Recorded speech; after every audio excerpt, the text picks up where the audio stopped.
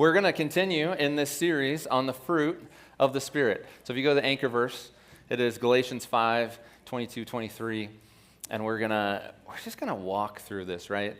And it says, but the fruit of the Spirit is love, is joy, is peace, is patience, which is what we're talking about today, kindness, goodness, faithfulness, gentleness, self-control. Against such things there is no law. And in this it talks about the flesh is one direction. It talks about the Spirit being the other direction. And who's driving. And we're talking about this experience. But we notice it said fruit and not fruits, right? Because it's the fruit of not you. It's not like I get this one, I get that one, I don't do well with this one. Just know me, I'm just not very patient, obviously Scott said. But, like you don't get to choose. Like you have the Spirit gives you fruit. It gives you all of them, and that's from the Lord. So we are talking about patience this morning, and it is from this Greek word, and all these scriptures that we look at this morning, that's makrothomia. I didn't practice that at all. But anyway, it's the Greek word that just means long-suffering, right? Even King James, New King James, says long-suffering. It doesn't say patience, it says long-suffering. Almost this idea like there has to be some suffering that goes on. And you feel that, right? Like there's some things that you're waiting on, some things that you don't quite yet have, and we're in this instant society, but many times we're impatient. Many times we're waiting on something that hasn't quite happened. Maybe you're sick, and you're waiting on healing. Maybe you're injured, and you're waiting on recovery. And maybe you're just patient, maybe you're just suffering in your job, or you're suffering somewhere, and you're like, I just need this. So this is interesting. So a little confession. Scott was right. I'm driving to men's breakfast yesterday, and I'm driving from a different part of town than I normally come from. And so I leave at the same time, realize, I'm farther away. I'm not going to make it. And I wasn't going to be late, but I wanted to be early, right? Like I'm one of the pastors. Scott's gone. I should be there early. So I'm driving. I come down 5th behind this white GMC who's not late or not wanting to be somewhere. And so driving, right? And I look ahead of them and I see a truck trailer, and all this stuff up at Sheridan Avenue. And so I'm like, okay, it's going to be a mess right there, right? I'm going to get ahead of them. I'm going to cut right, going to go down, and I'm going to cut back onto Sheridan Avenue, right? Yeah. So I go, and I'm not getting crazy, but I'm going to beat this white GMC. And I go, I have 2 stop signs though, and he must have had there's no truck or trailer when I get to Sheridan Avenue. Nobody there, just a white GMC that I can't cut off. I was close, but I couldn't do it. And so I end up behind this, and I try down Coffeen, the 2 lanes, I stay behind that white GMC all the way here, and I'm like, uh-oh. Because I've obviously driven a little bit like I'm trying to get in front of you because it's not going fast. And so I'm getting close to the turnoff to the church, and I'm like, uh-oh. This person's going to turn in, and I'm going to have to be like, sorry, I'll drive a little crazy, whatever. Not too bad. I wasn't riding up on him. I was being all right. He went straight, or they went straight, which I don't know if that's good or bad. I was like, no, God, I want them to come. I want them to be there. I want them to enjoy men's breakfast. But I think we could all admit that we need more patience, right? But I'm not going to do it, but let's say I said, hey, everybody come up front that wants more patience, and we'll just pray that God would give you more patience. How many people do you think would come up? Yeah, like 1, 2, and you're like, yeah, they don't know what they're doing, right? It's kind of a joke, but we don't pray for more patience because we feel like I pray for more patience, and God just, gives me more opportunities to learn. Not that I'm getting it. So how do we get more patience? As with everything, it starts with God, right? Jesus said, God alone is good. God is love. God is peace. And God is patience. God is patient. So go into 2 Peter 3, verse 9. It's talking about God's patience with us. And it says this, the Lord is not slow to fulfill his promise, as some count slowness, but is patient toward you. Why? He's not wishing that any should perish, but that all should reach repentance. Not desiring that any should perish, but all. And we like this, right? We like the slowness, like we quote this, like God is slow to anger, We like the slowness of God, this long suffering when it comes to us, right? Like we mess up. And this is a cool thing when Jesus comes into your life, like there is now no condemnation, right? Like he is so patient with us. Do you agree? He's been patient with you. We deserve death. We deserve separation. We actually deserve, that God would be against us. Romans 6:23 says, for the wages of sin is death. Another place that says we're enemies of God before we know Jesus. Like we deserve God to be against us, and yet it says, even in this, he's patient. Why? So he desires that none should perish. He actually is for us, so for us, right? That he would send his son to die in our place, to live a life that we couldn't live, to die a debt that we couldn't pay. So going to Matthew, this is going to kind of really, Matthew 18, we're going to kind of do both here. We're going to do patience with us and patience with others. This kind of brings it home here, if you want to turn to Matthew 18. Should bookmark these things. 18:23. Verse 23. And this is Jesus. Jesus is talking, and he says, therefore the kingdom of heaven may be compared to this. So he tells this story, right? To a king who wishes to settle accounts with his servants. When he began to settle, one was brought to him, and who owed him 10,000 talents. And since he could not pay, his master ordered him to be sold with his wife and children and all that he had, opposite of patience, right? To be sold, probably separated his wife, children, and him, and all that he had, so that payments made. So the servant fell on his knees, makes sense, right? Imploring him, have patience with me, he says, and I will pay you everything. And out of pity for him, the master of that servant released him and forgave the debt. But when that same servant who'd been forgiven went out, he found one of his fellow servants who owed him 100 denarii, and seizing him, he began to choke him, saying, pay what you owe. So his fellow servant fell down and pleaded with him, have patience with me, and I will pay you. Similar response, right? But he refused and went and put him in prison until he should pay the debt. And some say debt in full.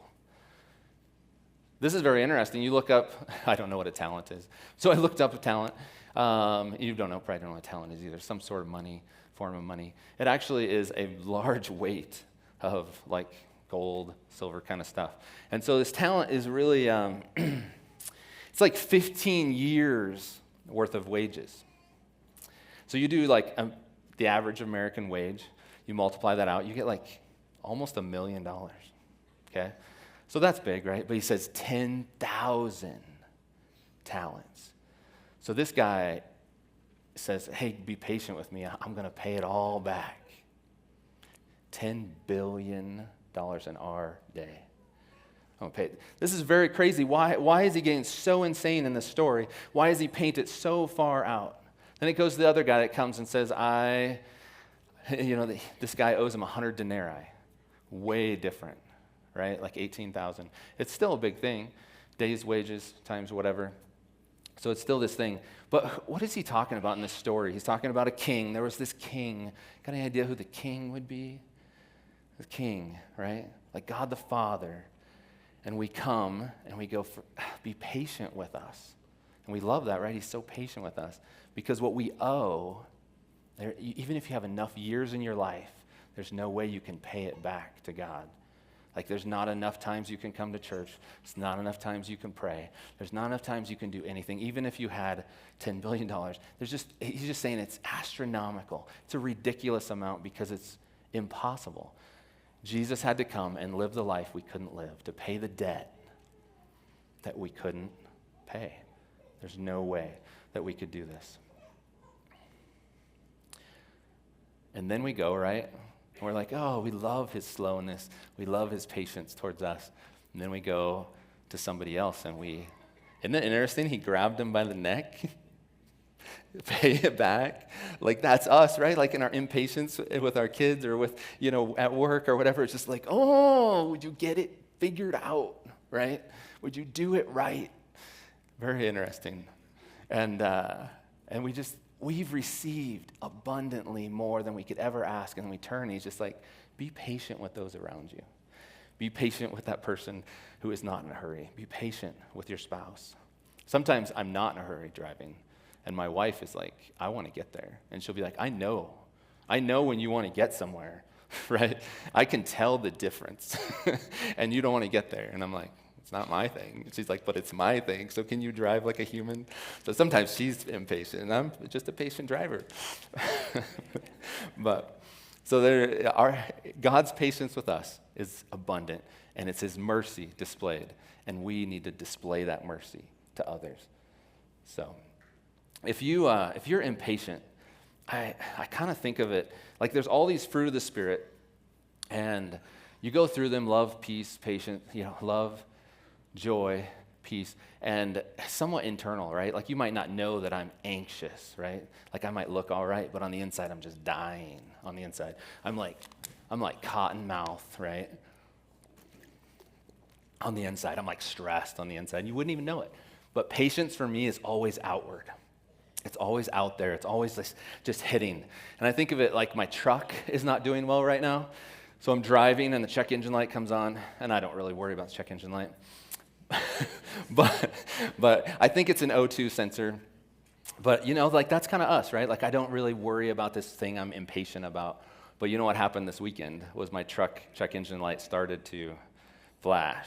And if you don't know anything about vehicles, like when it starts flashing, it's not like, hey, you should go get that checked, like the check engine light is. And when it's flashing, it's like pull over. Like you do not want to go, like don't drive to the shop, like pull over. Stop what you're doing, your engine's about to die. And I stopped, not really. But I drove somewhere, but now I'm not driving it. And so that's good. Maybe it'll get fixed on Monday. Hopefully I didn't drive too far. But that's us, right? Like we're just kind of just keep going. The check engine light's just on in our lives. We have these things where we're missing fruit. And but when it starts to flash, we need to pull over, which means what? We need to stop driving. Isn't that interesting? Like when our check engine light's going off in our hearts because we're impatient and it's just flashing. I'm impatient at work or at school. I'm impatient at home. I'm impatient with friends. And it's just like it's flashing. Like we need to stop driving our life. We need God to drive. If you haven't done that yet, that amazing transaction where you surrender your life to Jesus, it's just that simple, right? Like you're driving your life and you just have to go, I'm not going to drive anymore. God, I want you to drive my life. Come into my life. Forgive me of my sin. Make me into the man or woman that you want me to be. It's just that simple. I surrender my life completely to you. So don't ignore that flashing light. If that's you this morning, and you can stop right there, and you can just say, God, I release my life to you. I surrender my life to you. Let's move on to the third point in your bulletin, which is just our patience with God. What? We're patient with God, are we not? We ask. Even in that song it says, I've prayed, he answered, and so I trust him. I'm like, yeah, I've prayed, and he has answered, right? Just not McDonald's way. Actually, probably McDonald's way here in Sheridan. That's not a crash if you work at McDonald's. It just takes a little bit longer than it should. It's okay. I'm patient at McDonald's. It's an opportunity for me to talk to people. It's okay. Just keep doing just what you're doing. But Daniel 10:12, sorry if you work at McDonald's. Then he said to me, fear not, for from the first day that you set your heart to understand and you humbled yourself before God, your words have been heard, and I've come because of your words. So you get this, right? Daniel is praying. It actually says before this he's been praying for 21 days, for 3 weeks, and he hasn't heard anything, and now he finally gets to hear something. And so he's been praying, fasting, 21 days. Sound familiar, right? Like I've prayed, he hasn't answered yet, but he's answering in the future, right? I'm trying to be patient with God. I'm like, God, I'm my kid. I want them this, right? I want them to know you. And I've been praying this over and over and over again. But what's interesting is it goes on to explain right after this that the prince of Persia, in verse 13, the prince of Persia has come against this answer. I don't know. What is that? It actually is just saying the prince of evil. So like a high-ranking fallen angel has come against this answer that's been sent to you. And I don't know if you know this, but God is working and wants to work in your life, but there's one who's working against what God wants to do in your life. And so sometimes you've prayed and God is answering, wants to do it, but he says there's a spiritual battle over your life. And that's why we have people pray over us, right? That's why we come up front. That's why we come over and we say, please just pray for me. Because there's a spiritual battle over our life. And it says, comes up next, and Michael had to come and intervene in that because it wasn't going anywhere, this answer. And that's the archangel, Michael, had to come and set this answer free and come and bring it to you. And it's so cool that God is answering. And you've prayed things, and I want to tell you, and you can look back in your life, right? There's that song where we look back and we go, God's been so, so good to me, because we see it in the past. But it's this, I've prayed and I have to trust him for the future. And that's patience. Trusting God is displaying your patience to him. And man, you need to do that. He is worthy of your trust. He is working in your life. He is so for you. If you didn't know that, he is for you. He's working on your behalf that you might know him. And the last one we're going to go to is our patience with ourselves. This is interesting. Romans 7:15. I don't know if you ever feel like you're doing a bad job at this Christian thing. You know, like I started this thing and I was doing pretty good, but now now I don't know. I'm not doing a really good job. I heard from a couple people, like, I didn't even want to come to church. Like, when somebody's like, I just drug myself in. And I'm like, thank you for being honest, right? Like, I just feel like I'm not doing very good at this Christian thing. Join the club. That's what Paul says, right? Paul says in Romans 7:15, he's like, I don't understand my own actions, for I do not do what I want. No. And that's not bad enough. But then instead, I do the very thing I hate, right? Like, I don't even get it right in like, well, I didn't do what I should have done, but at least I didn't do the bad thing. No, it's like I didn't do the good thing, but then I ended up doing the bad thing anyway. Yeah. And did you know that this transformation process called sanctification that God does inside of you is not your job? Do you know it's just not your job? It's not like he started something in you and he's like, all right, now Jesus has shown you the way. I've heard that so many times. Like, Jesus came. Why did Jesus come? He came so that he could show us the way to live. I'm like, no, he came to rescue us. And then he said, yeah, you're still not good, right? When he had died for their sin, he went to the disciples and he said, don't even try it. And he's like, go make disciples. And he's like, but don't go. He's like, stay in Jerusalem, right? Stay in Jerusalem and wait for the Holy Spirit to come. And that's what we're talking about, this fruit of the Spirit. Don't even try it on your own. It's not going to work because it's not your job. The Spirit has to do it inside you. Philippians 1:6 says that he who began a good work in you, he's the one that will bring it to completion.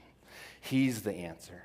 He's the one that's going to do it. Hebrews 12:2 says Jesus is the author and the perfecter of your faith. He's the start, the originator. We're like, yes, now I got to try hard. No, he's the author and the perfecter of your faith. I feel for you if you're in the church and you feel like I need to try harder. Like you look at the branches of your life and you go, I'm missing some fruit. You go through the list. Scott said, put your name in there. John is love. John is, hey, I'm doing pretty good. John is patient. Just throw that one out. John is, right? Like you look and you're like missing fruit, so what do? You're like grunt, right? Like, I'm going to produce some fruit, right? Like, I'm not loving my wife well, so I'm going to make a list. Do the dishes. I did it for like a week. It was a good job.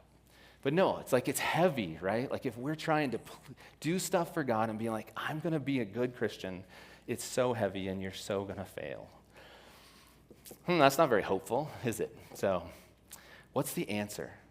Again, I want to say it's not your job if you have missing fruit. You know, I have this answer for you. All the missing fruit, not just patience, but all the missing fruit in your life. You want it? There's a story in 2 Kings, and we're not going to flip there, I didn't put it in there, but it's just a story of Naaman, and he has leprosy, and he's from a foreign country, and he comes to the prophet Elisha, and Elisha says, go and wash yourself in the river, and he's like, no. He's like, I have good rivers in my country. This river's dirty and nasty. I'm not going to wash. And so he goes away angry. And his servant actually says, why are you going away? Like the prophet of God said to go wash yourself in the Jordan River. So just go, try it. And that's me today. I just want to be the servant and to say, hey guys, go and try it. Go and do it. But it's not producing fruit. That's not what I'm asking you to do. So we're gonna go. You can start turning to John 15, 4 and 5. But my question as you turn there is, do you want it? Do you want the answer? Are you content in your life? Will you try it? If you want transformation, I'm just going to have you do a simple thing. Just before God, I just want you to nod. I just want transformation. Anybody? Anybody want transformation? Anybody want more patience? You're like, I don't know if I want to nod now. Well, you could say you came to church and you headbanged a little bit. We had the disciple concert after church, last one, and Jackson's been suffering because he headbanged a lot at the disciple concert. Great message. Like 40-some people raised their hand to give their life to Jesus. So cool. But Jackson did a bunch of headbanging, and he's like, I can't even move my neck. I'm like, you didn't do it right. It's like, how do I do it? I'm like, I don't know. But right? Like we need to respond. We need to respond. So you can put that verse up. John 15, verse 5. Abide in me, and I in you. The answer is an invitation. Abide in me, and I in you. As the branch cannot bear fruit by itself, there it is, us trying to push out fruit. Can't do it unless it abides in the vine. Neither can you unless you abide in me. So Jesus is talking. He says, I am the vine, and you are the branches. Whoever abides in me, and I in him, he it is that bears how much fruit? Much fruit. For apart from me, you can do nothing. The answer is this invitation. Not to spend 15 minutes with God in the morning, which would be great and is great, and then to be like, God, I'll check in with you tonight. And you wave and walk on. It's this idea of abide. Jesus is the vine and you're the branches, and your job is not to drive your life. Your job is to abide. And I don't know what that looks like for you, but you might have to be a little radical. I was meeting with a group of college guys, and we're like, how do we create more space for God in our lives, for prayer, for abiding? And for me, I decided to give this space inside my vehicle, inside my truck, which no longer exists, no. But just to not have the music playing and not use my phone. Not that I stop at a stoplight because I'm impatient and do something on my phone, because all right, anyway. But I told them, I said, if somebody calls me, I'll answer, but I'm not going to touch my phone. I'm not going to call people. I'm not going to pass the time. And it was so cool because did I pray? I didn't set it aside to pray. I set it aside to create space.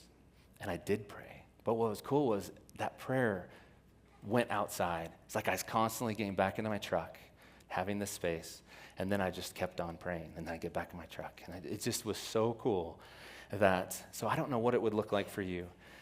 It's like, teach us, God. Teach us to abide. Teach us to hold on to you. Ultimately, you get time with Jesus. You get time with your Father. You walk in the Spirit, and you will bear much fruit.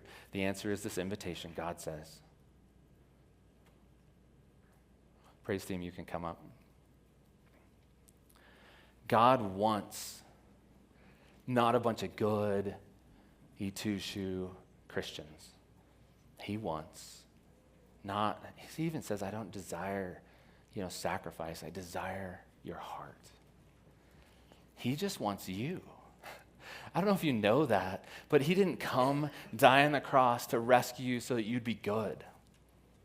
That wasn't he died and rose from the dead, conquering your sins so that he could have a relationship with you. This garden experience where they walked with him in the garden in the cool of the day got broken. I don't know if you know that. This world is broken. There's something wrong, and you might know that. You're like, I don't know what's wrong, but something's wrong. It actually says we're groaning. The earth is groaning. Everything's groaning, waiting for Jesus to come back, waiting for this return, waiting for things to be set right. He wants you. He wants this relationship with you. He wants you to abide, just be with you. He says, I'll be with you, but will you be with him?